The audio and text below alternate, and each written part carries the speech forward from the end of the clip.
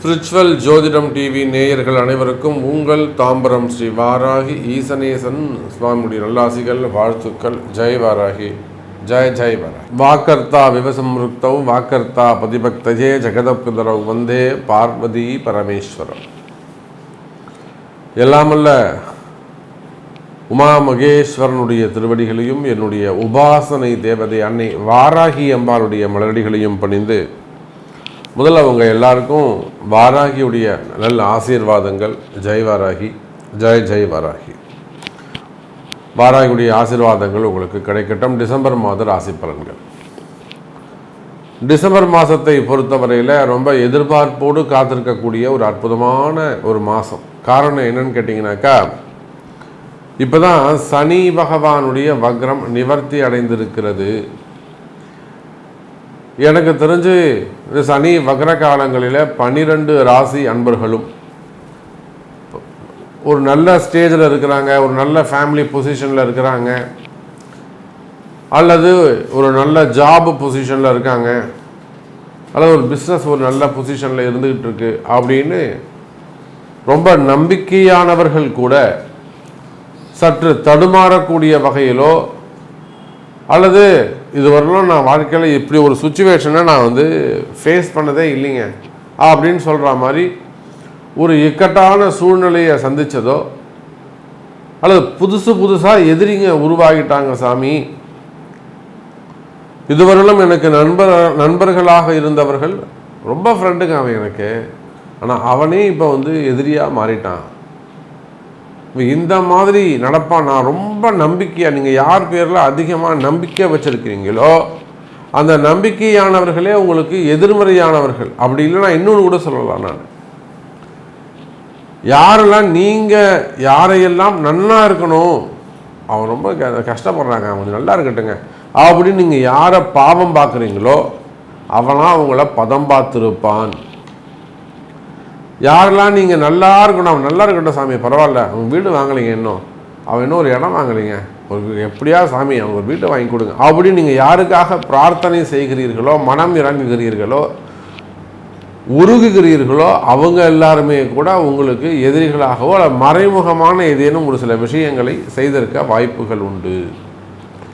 இதெல்லாம் இந்த சனி பகவானுடைய வக்ரகாலம் ஜூன் மாதம் 30ஆம் தேதியிலிருந்து நவம்பர் மாதம் வரையிலும் கடுமையான காலகட்டம். கற்பனைக்கு எதிர்மறையாக நீங்கள் என்ன நினச்சிங்களோ, என்ன ஃபீல் பண்ணீங்களோ, லைஃப் ஸ்டைல் எப்படி இருக்கணும்னு நினச்சிங்களோ அது எல்லாமே உல்டாவா 50% அப்படியே உல்டா நடந்தால் எப்படி இருக்கும் அதை போல் மாறி நடந்திருக்கும். அப்போ இந்த சூழ்நிலை முற்றிலுமாக உங்களை விட்டு இந்த கஷ்டகாலங்கள் விலகுகிறது எனதருமை அன்பு பக்தர்களே. அப்போது முக்கியமான இந்த டிசம்பர் மாதத்தில் நான் உங்களுக்கு சொல்லக்கூடிய ஒரு நல்ல அற்புதமான செய்தி, ஒரு மகிழ்ச்சியான செய்தி உங்களுக்கு ஒன்று இருக்குது அப்படின்னாக்கா, சனி பகவான் வக்ர நிவர்த்தி அடைந்திருக்கிறார் எனதருமை அன்பர்களே. இனிமேல் அதிலும் குறிப்பாக பிறந்திருக்கக்கூடிய இந்த கார்த்திகை மார்கழியை உள்ளடக்கிய டிசம்பர் மாதம், ஆங்கிலத்திற்கு டிசம்பர் மாதம் நிச்சயமாக உங்களுடைய எதிர்பார்ப்புகளை பூர்த்தி செய்யும். காரணம் என்னன்னு கேட்டிங்கனாக்கா, செவ்வாய் சுக்கிரனும் சம சப்தமமாக சந்தித்துக் கொள்கிறார்கள். மகரத்திலே சுக்கிரன், கடகத்தில் செவ்வாய், 7க்கு 7 சமமாக 2 அசுப கிரகங்கள். இதெல்லாம் விபரீத ராஜயோகம்னு சொல்லுவாங்க. இதெல்லாம் விபரீத ராஜயோகம் அப்படின்னு சொல்லுவாங்க. செவ்வாயும் சுக்கிரனும் சமசப்தமமாக இருக்குது, அது தோஷம், அப்படி இருக்கக்கூடாது. அதனால தான் அது விபரீத ராஜயோகம். உங்கள் பர்த் சார்ட்டை பொறுத்து இந்த தோஷம் ஒரு சிலருக்கு யோகமாக மாறிவிடும். புரியுதுங்களா? இது தோஷம்தான், இந்த காம்பினேஷன் இருக்கக்கூடாது. இந்த பிளானட்ஸோடைய இந்த சமசப்தமாக 180 டிகிரி இருக்கக்கூடாது, தப்பு. ஆனால் இந்த அமைப்பு உங்களை போன்ற எவரேனும் ஒருவருக்கு விபரீத ராஜயோகமாக மாறி உங்கள் கஷ்டங்களை எல்லாம் விளக்கி திடீர்னு ஒரு வளர்ச்சியை கொடுத்துரும் ஒரு நல்ல டாப் ரேங்கில் கொண்டு போய் உட்கார வச்சிரும் உங்களை. அப்போ அது உங்கள் ஜாதகத்தில் இருக்கான்னு நீங்கள் அதை செக் பண்ணிக்கணும். அப்போ கடகத்தில் செவ்வாய் நீச்சமடைந்திருக்கிறார். அதே போல் மகர சுக்கிரன் அவ்வளோ சிறப்பு இல்லை. போச்சுன்னா மீனத்தில் ராகு, கன்னியில் கேது, எல்லாவற்றுக்கும் மேலாக சூரிய பகவான், சூரியனும் செவ்வாயும் திரிகோணத்திலே அமைந்திருக்கிறார்கள். திரிகோணத்தில் 3 கிரகம். யார் யார்? ராகு, செவ்வாய், சூரியன், புதன். அவை இந்த 3 கிரகங்களும் சுயாட்சி திரிகோண தொடர்பிலே இருக்கிறார்கள். ஸோ அற்புதமான கிரக காம்பினேஷன்ஸ் இருக்குது. மெயினாக சூரியன் ராகு தொடர்பு. அரசியலில் ஈடுபட்டு இருக்கக்கூடியவர்கள், அரசியல் தலைவர்கள், இவங்களுக்கெல்லாம் மிக சிறப்பான முறையில் அமையப்போகுது. குறிப்பாக அரசியலில் ஈடுபட்டிருக்கக்கூடியவங்களுக்கு நல்ல முன்னேற்றம், வருமான யோகங்கள்லாம் ஏற்பட போகுது. இந்த சூரியனுக்கும் குரு சூரியன் தொடர்பு அங்கே ஏற்படுகிறது. இதெல்லாம் ஒரு நல்ல பதவி யோகத்தை உங்களுக்கு கொடுக்கும். நல்ல பொசிஷன், அந்த பதவி யோகத்தை உங்களுக்கு கொடுக்க போகுது. சரி, வாருங்கள். இதுதான் கிரக அமைப்பு. இன்னும் டீப்பாக உள்ளே போயிட்டு பார்க்கலாம். வாருங்கள். அன்பார்ந்த கும்பராசி அன்பர்களே, கும்பராசி அன்பர்களே, இந்த மாதம் டிசம்பர் மாதம் ஒரு சிறப்பான மாதமாக அமைகிறது. காரணம் என்னன்னு கேட்டிங்கனாக்கா, ஒரு பக்கம் கும்பராசிக்கு ஜென்ம சனி. இந்த ஜென்ம சனியில் எப்போது ஜூன் மாதம் 30ஆம் தேதி சனி பகவான் வக்ரகதி அடைந்தாரோ அன்னிலிருந்தே பலவிதமான குழப்பங்கள், பலவிதமான பிரச்சனைகள், ஏற்கனவே இருக்கக்கூடிய பிரச்சனைகள் இல்லாமல் புது புது பிரச்சனைகள் வேறு. இல்லை ஒரு 5 மாதத்தில் July, August, September, October, November, இந்த 5 மாதத்தில் புது பிரச்சனைகள். அப்போ இந்த நவம்பர் 15ஓடு முடிஞ்சு நவம்பர் 16லேருந்து இயல்பு நிலைக்கு கும்பராசி அன்பர்கள் வந்துட்டாங்க. அப்போ இந்த டிசம்பர் மாதத்தை பொறுத்தவரையில் எந்தெந்த புது புது பிரச்சனைகள் எல்லாம் வந்ததோ, அந்த வீண்பள்ளி அபமானங்கள் வந்ததோ, அல்லது தலைகுனிவுகள் வந்ததோ, எங்கள் வீட்டுக்கார் ரொம்ப நல்லா வருங்க சாமி, இப்படி சொல்லிட்டாங்க அவரை, என் பையன் ரொம்ப நல்லவன் சாமி, இப்படி பண்ணிட்டாங்க, ஸ்கூல் ப்ராப்ளமாக இருக்கலாம், விளையாடுறதுக்கு போன இடத்துல பிரச்சனையாக இருக்கலாம், அல்லது ஏதாவது கீழே விழுந்திருக்கலாம், அடிபட்டு இருக்கலாம், ஆப்ரேஷன்ஸ் ஆகிருக்கலாம், உடல்நிலை குறைவுகள் ஏற்பட்டிருக்கலாம், அது பெரியவங்களாக இருந்தாலும் சின்னவங்களாக இருந்தாலும். அப்போ இந்த 5 மாதத்தில் ஏற்கனவே இருக்கக்கூடிய பிரச்சனைகள் இல்லாமல் புது பிரச்சனைகள் ஏற்பட்டிருக்கும். அந்த மாதிரி பலவிதமான ஸ்கூல் பசங்க பொறுப்பு இல்லாமல் இருக்கிறது, பசங்க படிக்காமல் இருக்கிறது, சொல்கிற பேச்சை கேட்காமல் இருக்கிறது, பசங்க வீட்டுக்கு அடங்காமல் இருக்கிறது, இந்த மாதிரியான பல பிரச்சனைகளை சந்தித்து வரக்கூடிய கும்பராசி அன்பர்களே. அதே போல் பெரியவங்களாக இருந்தாலும் குடும்பத்துக்கு அட்ஜஸ்ட் பண்ணாமல் இருக்கிறது, ஏற்றத்தாழ்வுகளோடு பெற்றோர்கள் பார்ப்பது, ஒருத்தரை வசதியாகவும் ஒருத்தரை தாழ்ந்தும் பேசுவது, குடும்ப பிரச்சனைகள். இப்போ இதெல்லாமே இந்த கும்பராசி அன்பர்களுக்கு நிச்சயமாக ஒரு 5 மாதத்தில் ஒரு ட்ரபிளை கொடுத்துருக்கோம். குறிப்பாக உடல்நிலை ஆரோக்கியம், கடுமையான நோய்கள், கடுமையாக படுத்தி எடுக்கிறது. இன்னும் கூட அந்த பாதிப்பு இல்லாமல் பாதிப்பு குறைஞ்சிருக்காது. கும்பராசி நமக்கு தெரிந்த ஒரு அன்பு தெய்வம், ஒரு சின்ன வயசு பொண்ணு, சின்ன வயசு பொண்ணுங்க, 36 வயசு தான் ஆகுது, குழந்தைகள் இருக்கிறாங்க, தஞ்சாவூரில் இருக்கிறாங்க. தஞ்சாவூர் பக்கத்தில் பாபநாசத்தில் இருக்கிறாங்க. ஆனாலுமே கூட பாருங்கள், இந்த சனியுடைய தாக்கம், அழுக்கு, 8ஆம் பாவம் அங்கே வேலை செய்யுது, கிட்னி சம்மந்தப்பட்ட பிரச்சனை. அப்புறம் நம்ம இடத்துல வராங்க, வாராகி இடத்துல வராங்க, வாராகி வழிபாடு செய்து இப்போ அவங்களுக்கு ஒரு நல்ல மருத்துவர் கிடச்சி டயாலிசிஸே வேணாம், காப்பாற்றிடலாம் அப்படிங்கிற சுச்சுவேஷனுக்கு வந்திருக்கிறாங்க. அந்த பெண், அந்த குடும்பத்தார், அதனுடைய கணவன் எல்லாரும் கையெடுத்து கும்பிட்றாங்க, சாமி ரொம்ப சந்தோஷம் சாமி. அப்போ அந்த அளவுக்கு அந்த குடும்பமே காப்பாற்றப்பட்டு விட்டது. குலதெய்வ ஆசீர்வாதம், சனி பகவானுடைய ஆசீர்வாதம், எல்லாத்துக்கும் மேலே சிவபெருமான், அன்னை வாராகியின் திருவருள். சார் ஒரு பொம்பளை தாசர், ஒரு பெண்ணு தாசர், சுமங்கலி தாசர், அந்த குடும்பத்தின் அடையாளம். அப்போ அதுபோல் உடல்நிலை ஆரோக்கியத்தில் ஏதேனும் பிரச்சனைகள் இருக்குமே ஆனால், எனக்கு கூட அப்படி இருக்குது சாமி, எங்கள் பையனுக்கு இருக்குது, என் பொண்ணுக்கு இருக்குது, எங்கள் அப்பாவுக்கு இருக்குது, எங்கள் அம்மாவுக்கு இருக்குது, ஆயுள் பாவம் சம்பந்தப்பட்ட பிரச்சனை இருக்குது, அது சம்பந்தப்பட்ட ஆயுள் பாவம் எங்கே குறைஞ்சிருமோன்ற மனசில் பயம் இருக்குது. இப்படியெல்லாம் உடல்நிலை ஆரோக்கியத்தில் ஏதேனும் பிரச்சனைகள் இருக்குமே ஆனால், எனதருமை கும்ப ராசி அன்பர்களே, அவையெல்லாம் சரியாவதற்கு வாய்ப்புகள் உண்டு. உடல்நிலை ஆரோக்கியம் நல்ல முன்னேற்றம் ஏற்படும். கவலை வேண்டாம், காப்பாற்றப்படுவீர்கள். மாத்திரை இல்லாத வாழ்க்கை, ஆஸ்பத்திரிக்கு போகாத ஒரு வாழ்க்கை, நிம்மதியான வாழ்க்கையை பெறுவீர்கள். வாராகியின் திருவருள் கை கூட்டும். நல்ல ஆசிகள்.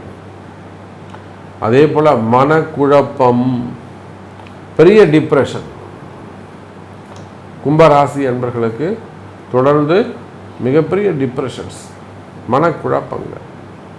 அப்போ அந்த மனக்குழப்பங்கள் இருக்குமே ஆனால், கும்பராசி என்பர்களே, அந்த மனக்குழப்பங்கள் விலகும். அப்படியே ரொம்ப யோசிச்சுட்டே அதான் டிப்ரெஷனில் கொண்டு போய் விட்டுடும். அதான் விஷயம். அப்போ மனக்குழப்பங்கள் விலகும். அதோடு மட்டுமல்ல, கும்பராசி அன்பர்களே, இந்த மனக்குழப்பங்கள் விலகி நிச்சயமாக நீங்கள் நினைத்த காரியம் வெற்றி பெறுவதற்கு வாய்ப்புகள் உண்டு. மனசில் இருக்கக்கூடிய பயம் விலகும். ஏதோ ஒரு பயம் இருந்துக்கிட்டே இருக்கும், ஏதோ ஒரு குழப்பம் இருந்துக்கிட்டே இருக்கும். அது ஏதேனும் மறைமுகமான பிரச்சனையாக இருக்குமோ, யாராவது நமக்கு ஏதாவது செஞ்சுருப்பாங்களோ, நமக்கு ஏதேனும் செய்வினை கோளாறுகளாக இருக்குமோ, இப்படியெல்லாம் அந்த மனசு யோசிக்கும். அப்போ அந்த மாதிரி மன பிரச்சனைகள் இருக்கும், மனக்குழப்பங்கள் பிரச்சனைகள் இருக்குமே ஆனால், அந்த மனக்குழப்பங்கள் எல்லாம் விலகி சிறப்பான முறையில் நல்ல முன்னேற்றம் ஏற்படும். வாழ்க்கையில் நிம்மதி பிறக்கும். கவலை வேண்டாம் கும்பராசி அன்பர்களே. நான் சொன்னேன், கடன் சுமைகள் கடன் பிரச்சனைகள் அதிகமாக இருக்கும்னு சொன்னேன். ஸோ அதே போல் கடன் சுமைகள் கடன் பிரச்சனைகள் இருக்குமே ஆனால் அவையும் விலகும். கவலை வேண்டாம். அதே போல் தொழில் அமைப்புகள், 10ஆம் அதிபதியாக வரக்கூடிய செவ்வாய், கும்பத்துக்கு 10ஆம் அதிபதி செவ்வாய், விருச்சகம் அதில் யார் இருக்காங்க? 7ஆம் அதிபதி சூரியன் இருக்கிறான். சூரியனும் புதனும் 5ஆம் அதிபதியும் 5, 8, 7 5, 7, 8 சம்பந்தப்பட்ட கிரகங்கள் 10ஆம் இடத்தில் அமைந்து அந்த 10க்குடைய 3, 10க்குடைய செவ்வாய் 6ஆம் பாவத்தில் அமைந்திருக்கிறார். அதனால தான் நான் முன்னாடி பதிவில் சொன்னேன், இது ஒரு விபரீத ராஜயோகம் அப்படின்னு சொன்னேன். இந்த செவ்வாய் ராகு, செவ்வாய் சூரியன் சேர்க்கை உங்கள் ராசிக்கு எப்படி இருக்குது பார்க்கலாம் வாருங்கன்னு சொன்னதுக்கு காரணம் அதுதான். அவ கடுமையான காம்பினேஷன்ஸ் 6, 7, 8, அதோடு கூட உங்கள் 10ஆம் அதிபதி. அப்போ நிச்சயமாக கும்ப ராசி என்பர்களே, காலம் நேரம் கடுமையானதாக அமைந்துள்ளது. இருந்தாலுமே கூட தொழில் அமைப்புகளுக்கு இது ஒரு நல்ல யோகமான காலம். பொதுவாகவே கும்பராசி என்பர்களே, நீங்கள் எந்த தொழில் செய்பவராக இருந்தாலும், உள்நாடாக இருந்தாலும் வெளிநாடாக இருந்தாலும், அரசியலில் ஈடுபட்டிருக்கக்கூடியவர்களாக இருக்கலாம், அல்லது அரசாங்கத்துறையில் ஒர்க் பண்ணக்கூடியவங்களாக இருக்கலாம், அரசாங்கம் சார்ந்து தொழில் செய்யக்கூடியவங்களாக நீங்கள் இருக்கலாம், எனி பிஸ்னஸ் பில்டராக இருக்கலாம், லேண்ட் பிஸ்னஸ் பண்ணக்கூடியவங்களாக இருக்கலாம், அல்லது பிறகு ரெசார்ட்ஸ் வச்சு பல ஏக்கரில் ரெசார்ட்ஸ் வச்சு நடத்தக்கூடியவங்களாக இருக்கலாம், விவசாயிகளாக இருக்கலாம், விவசாயம் சார்ந்த தொழில் செய்யக்கூடியவங்களாக இருக்கலாம், மெடிக்கலாக இருக்கலாம், ஹார்ட்வேர்ஸாக இருக்கலாம், கார்மெண்ட்ஸ் எக்ஸ்போர்ட் இம்போர்ட் பிஸ்னஸாக இருக்கலாம், டெக்ஸ்டைல்ஸ் சார்ந்த தொழில் செய்யக்கூடியவங்களாக இருக்கலாம், மில்லுங்க வச்சு நடத்தக்கூடியவங்களாக இருக்கலாம், ரியல் எஸ்டேட்டாக இருக்கலாம், பில்டர்ஸாக இருக்கலாம், stock market, share market, pharma, marketing, insurance, இந்த மாதிரியான பிஸ்னஸ் ஓன் பிஸ்னஸ் செய்யக்கூடியவங்களாகவும் நீங்கள் இருக்கலாம். அப்போது கும்பராசி என்பர்களே, நீங்கள் எந்த தொழில் செய்பவராக இருந்தாலும் சரிதான். தொழில்துறையை பொறுத்தவரையில், பிஸ்னஸை பொறுத்தவரையில் மிக சிறப்பானதாக இருக்கும். தொழிலில் நல்ல முன்னேற்றங்கள் இருக்கும், வரவு செலவுகள் அதிகரிக்கும். எனதருமை கும்பராசி என்பர்கள். அதே போல் உத்தியோகம் சிறப்பானதாக இருக்கும். உடல்நிலை ஆரோக்கியத்தில் மட்டும் சற்று கவனம் தேவை.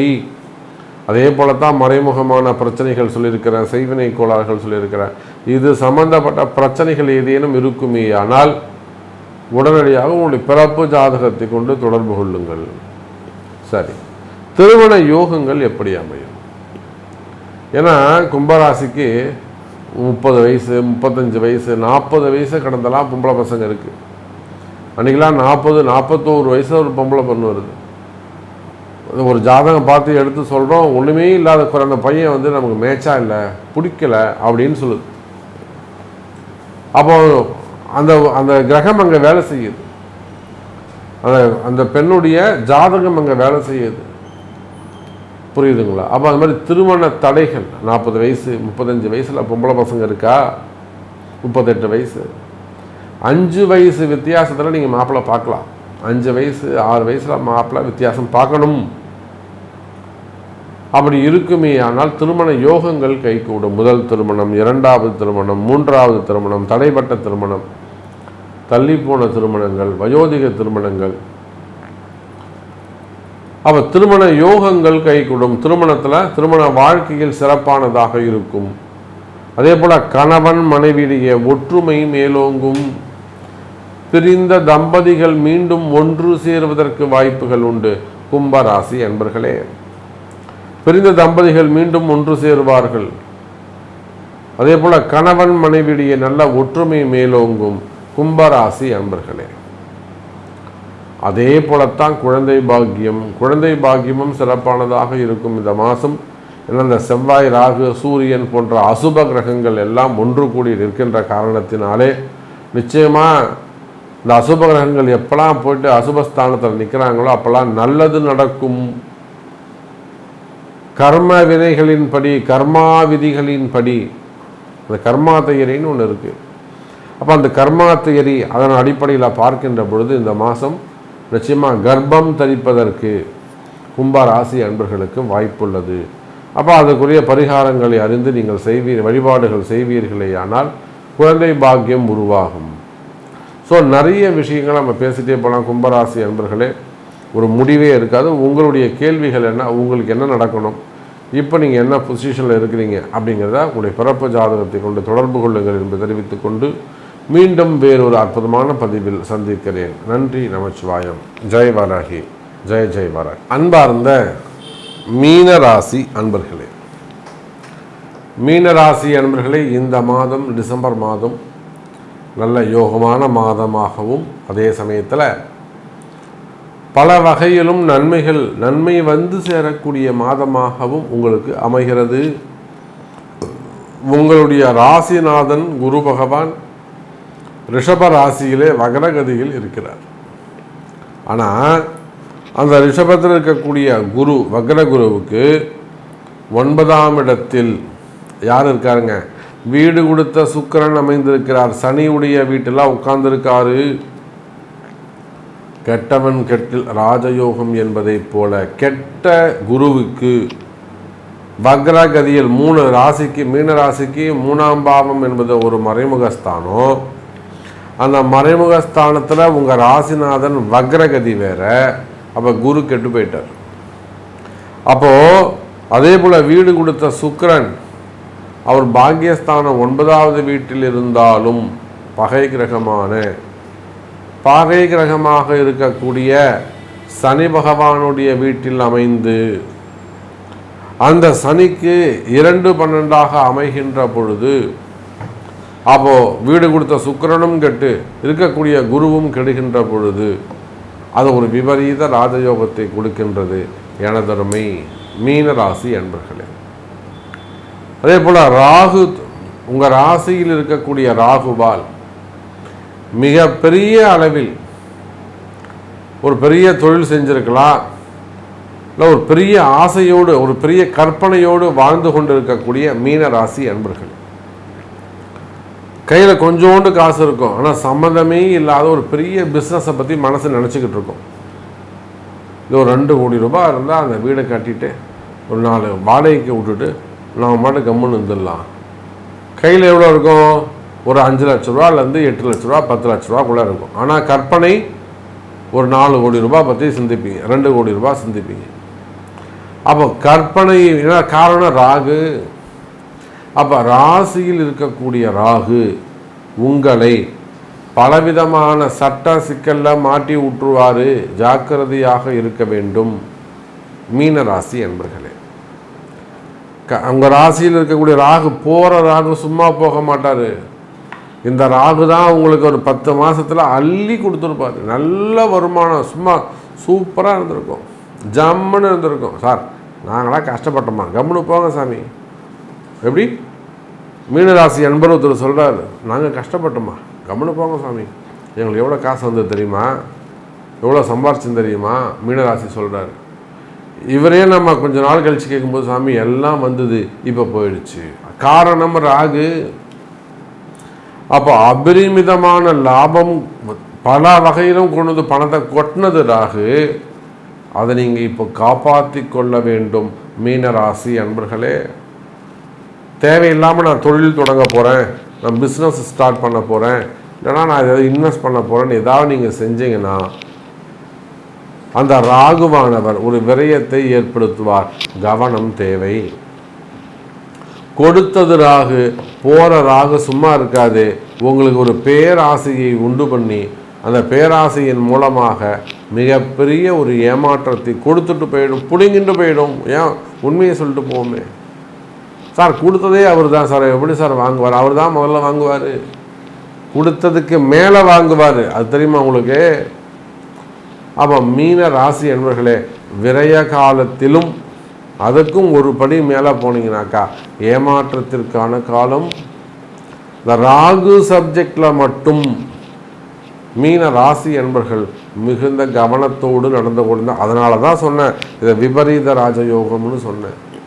இது உங்களுக்கு எப்படி ப்ளஸ்ஸாக அமையுதா மைனஸாக அமையுதா அப்படிங்கிறது உங்கள் தலையெழுத்து, உங்கள் பாவகர்மா அல்லது உங்கள் ஜாதகம் தான் இதை முடிவு செய்யும். புரியுதுங்களா சார்? உங்கள் ஜாதகம் தான் சார் முடிவு பண்ணணும். அதை ராமசாமி என்ன எப்படி இருக்குது, குப்புசாமி எப்படி இருக்குது, விமலாவுக்கு எப்படி இருக்குது, ராமாயிக்கு எப்படி இருக்குது, உங்கள் கர்மா இந்த ராகு முடிவு பண்ணுவார். ராமாயி சூப்பராக இருக்காங்க, சந்தோஷம், நல்லா இருந்துட்டு போட்டோம். விமலா கஷ்டப்படுதா, சரிங்கம்மா ஜாக்கிரதையாக இருமா, இனிமேல் எங்கேயும் செலவு பண்ணாதும்மா. இதை வழிகாட்டுவதற்குத்தான் குரு தேவை. அப்படி பார்க்கின்ற பொழுது மீன ராசி அன்பர்களே, இந்த விபரீத ராஜயோகம் ரொம்ப படு சூப்பராக உங்களுக்கு ஆக்டிவேட் ஆக போகுது.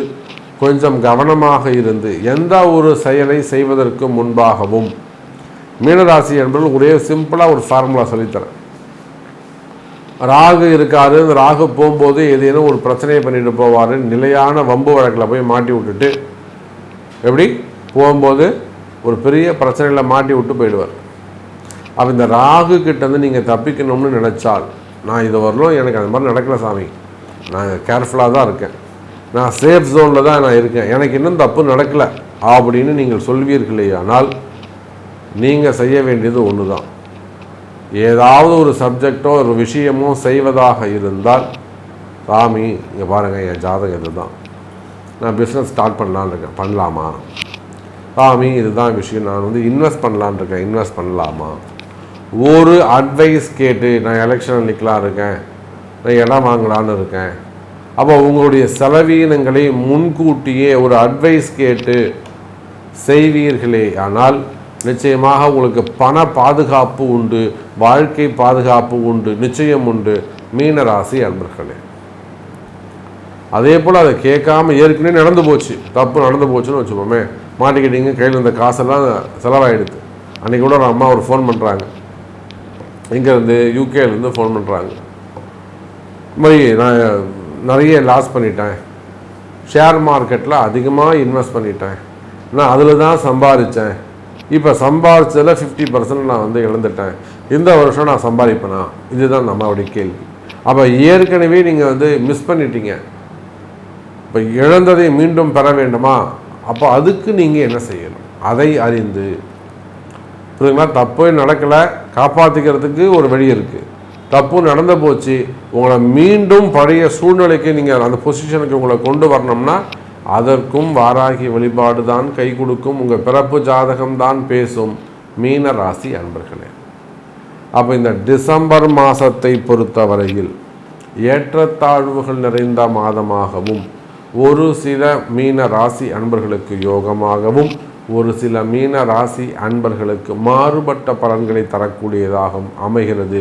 எச்சரிக்கை தேவை மீன ராசி அன்பர்களே. அடுத்தபடியாக வேலை வாய்ப்புகளை பொறுத்தவரையில் மீனராசி அன்பர்களே புதிய உத்தியோகம் கிடைக்கும். நிறைய மீனராசி அன்பர்கள் அது உள்நாடாக இருந்தாலும் வெளிநாடாக இருந்தாலும் நிறைய வேலை போயிருக்கு. ஆள் குறைப்புன்னு சொல்லிட்டு நிறைய அன்பர்களுக்கு 45 வயசு 46 வயசில் அல்லது 54 வயசு இதெல்லாம் நிறைய வேலை போயிருக்கு. அப்போ வேலையை இழந்த மீன ராசி அன்பர்களுக்கு இந்த மாதம் டிசம்பர் மாதம் வேலை கிடைக்கக்கூடிய மாதமாகவும் அமைகிறது. வேலை கிடைக்கும். அதே போல் வேலைக்காக வெளிநாடு செல்வதற்காக காத்திருக்கக்கூடிய மீனராசி அன்பர்களே, வேலைக்காக வெளிநாடு செல்வதற்காக காத்திருக்கக்கூடிய மீனராசி அன்பர்களே, வெளிநாட்டு வேலை உத்தியோகம் கிடைக்கும். வெளிநாடு போகக்கூடிய வாய்ப்புகள் அதிகரிக்கும். கவலை வேண்டாம் மீன ராசி அன்பர்களே. அதே போலத்தான் பிஸ்னஸ் தொழில் அமைப்புகள் சிறப்பானதாக இருக்கும். நீங்கள் எந்த தொழில் செய்பவராக இருந்தாலும் சரிதான். எனி பிஸ்னஸ், ஸ்மால் ஸ்கேல் இண்டஸ்ட்ரியிலிருந்து சின்ன சின்ன கம்பெனிகளிலிருந்து பெரிய பெரிய கடைகளிலிருந்து பெரிய பெரிய கம்பெனிகள் வரையிலும் உலகம் முழுவதும் நீங்கள் உள்நாடாக இருக்கலாம், வெளிநாடாக இருக்கலாம். நீங்கள் எந்த தொழில் செய்பவர், சினிமா துறையாக இருக்கலாம், அரசியலாக இருக்கலாம், அரசியல் துறை சார்ந்த பிஸ்னஸ் பண்ணக்கூடியவங்களாக இருக்கலாம், இரண்டாம் தர தொழில் செய்ய பினாமிஸ் அந்த மாதிரியான தொழில் செய்யக்கூடியவங்களாக இருக்கலாம், முதலீட்டாளராக இருக்கலாம், share market, stock market, garments, builders, பூமி சார்ந்த தொழில்கள், கனிம வளங்கள், க்ரஷர்ஸு, குவாரிகள், கார்மெண்ட்ஸு, ஆயில் மில்லுங்க, பெரிய பெரிய மில்லுங்க வச்சு நடத்தக்கூடியவர்கள், காட்டன் மில்ஸு, அதே போல் விவசாய பூமிகள், பூமி சார்ந்த தொழில் செய்யக்கூடியவர்கள். அப்போ நீங்கள் எந்த தொழில் செய்பவராக இருந்தாலும் சரிதான், தொழிலில் ஏதேனும் தடைகள் இருக்குமேயானால், அல்லது தொழிலில் ஒரு மந்தம் இருக்குமேயானால், அல்லது தொழிலில் ஏதேனும் பிரச்சனைகள் இருக்குமேயானால் கவலை வேண்டாம் மீன ராசி அன்பர்களே. அந்த கஷ்டம் விலகும், தொழில் சிறப்பாக இருக்கும். அதற்குரிய சிறு சிறு பரிகாரங்கள் செய்து வழிபாடுகள் செய்து கொள்வது சிறப்பு மீன ராசி அன்பர்களே.